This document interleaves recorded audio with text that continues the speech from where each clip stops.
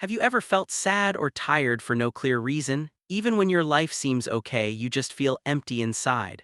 Most people think this means something is wrong with them. They blame themselves. They think they're being ungrateful or weak. But what if the problem isn't you? What if it's the world around you that's making you feel this way?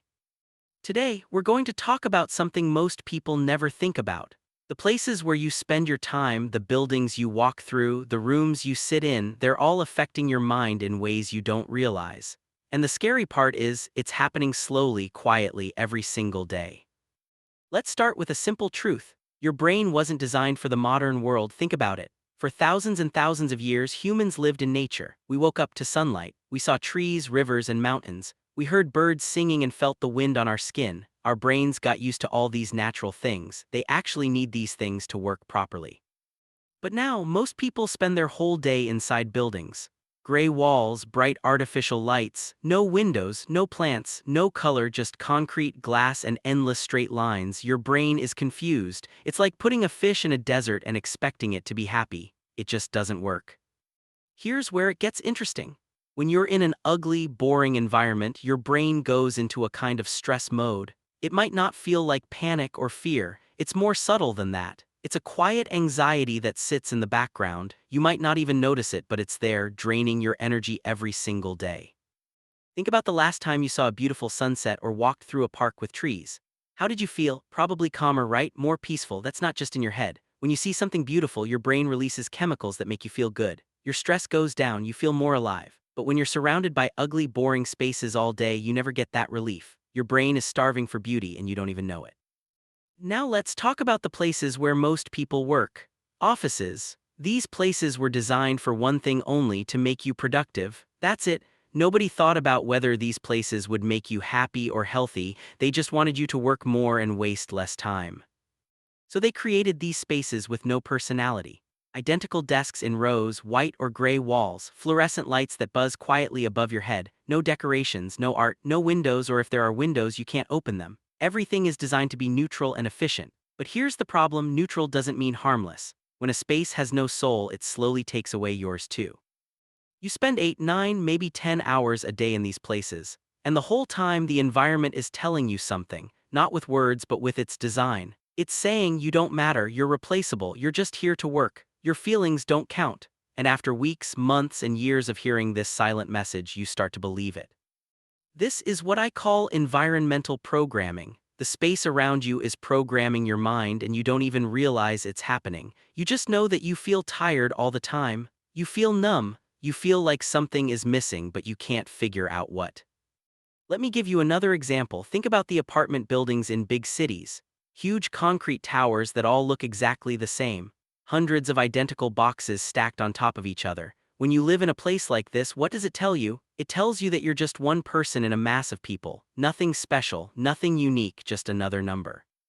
Compare that to old houses that were built with care. They had details, decorations, colors, personality.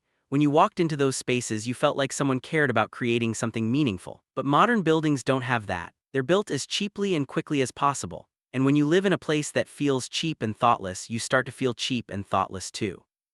Now here's where things get even darker. We're not just dealing with boring, ugly spaces anymore. We're also dealing with digital overload. Your physical world is empty and sterile, but your digital world is chaotic and overwhelming. Notifications, messages, videos, news, social media. Your brain is being pulled in 1,000 directions at once. So during the day, you're in these dead, lifeless spaces that give you no emotional energy. And then in your free time, you're staring at screens that drain whatever energy you have left. You're caught between two extremes.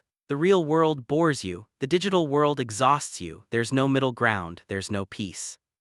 Your brain needs time to just think, to process, to rest. But modern life doesn't give you that. Even when you're alone, you're not really alone because your phone is there, demanding your attention every few seconds. You've lost the ability to be still, to be quiet, to just exist without constant stimulation. And here's the scary part: you get used to it. The ugliness becomes normal. The chaos becomes normal. You forget what it feels like to be in a truly beautiful, peaceful space. You forget what it's like to have silence. You forget what it's like to feel connected to your surroundings. And when you forget these things, you lose a part of yourself.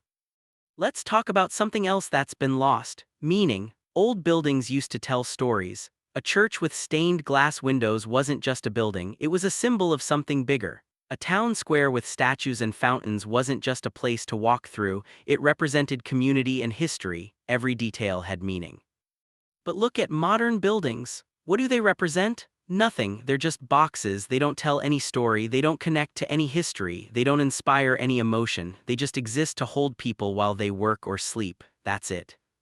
When you spend your life in spaces that have no meaning, you start to feel like your life has no meaning too. You're just going through the motions. Wake up, go to work, come home, sleep, repeat. There's no depth, no beauty, no purpose, just function. This is affecting millions of people, and most of them have no idea why they feel so empty. They think they need to work harder, make more money, buy more things, but that's not the problem. The problem is that they're living in environments that were never designed to support human happiness. They were designed to support productivity, efficiency, and profit, nothing more. So what can you do about all this? How do you protect your mind when the whole world seems designed to drain it? The answer is simple but powerful. You have to fight back. You have to deliberately bring beauty back into your life. Start small, add a plant to your desk.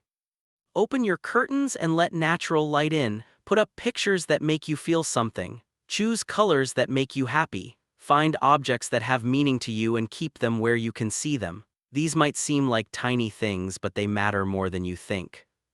Your environment is constantly sending messages to your brain. If you let other people control your environment, they control those messages. But if you take control, even in small ways, you can change what your brain hears. Instead of hearing "you don't matter," your space can tell you "you deserve beauty, you deserve care, you deserve to feel alive." This isn't about being shallow or materialistic. This is about survival. When everything around you is ugly and meaningless, your mind starts to become ugly and meaningless too. But when you surround yourself with things that have beauty, meaning, and soul, your mind stays healthy and strong. Don't let anyone tell you that caring about your environment is silly or superficial. It's not. It's one of the most important things you can do for your mental health. You're not being too sensitive when an ugly office makes you depressed. You're having a completely normal reaction to an abnormal situation. Think about it this way: if you put a bird in a tiny gray cage with no sunlight, it would get sick. Everyone would understand that. But when humans are put in tiny gray offices with no sunlight, we're told to just deal with it. We're told that's just how life is, but it doesn't have to be.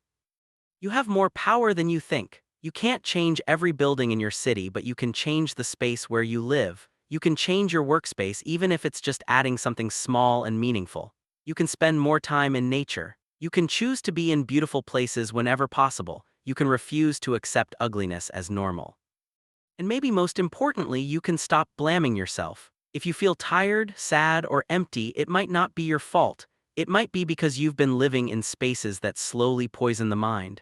Spaces that take away your energy instead of giving it to you. Spaces that make you feel small instead of helping you feel alive.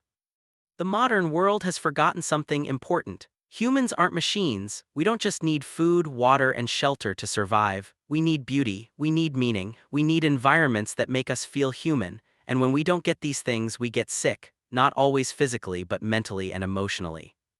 So pay attention to the places where you spend your time. Notice how they make you feel. If a place drains you, ask yourself why. Is it the lighting, the colors, the lack of nature, the emptiness? Once you understand what's hurting you, you can start to fix it. Remember, your mind is precious. It deserves to live in places that support it, not destroy it. Don't accept the gray, boring, meaningless world that's been handed to you. Fight for beauty, fight for meaning, fight for environments that help you feel alive. Because in the end, the spaces around you aren't just backgrounds to your life, they're shaping who you become. And if you're feeling destroyed by your environment, know that you're not alone.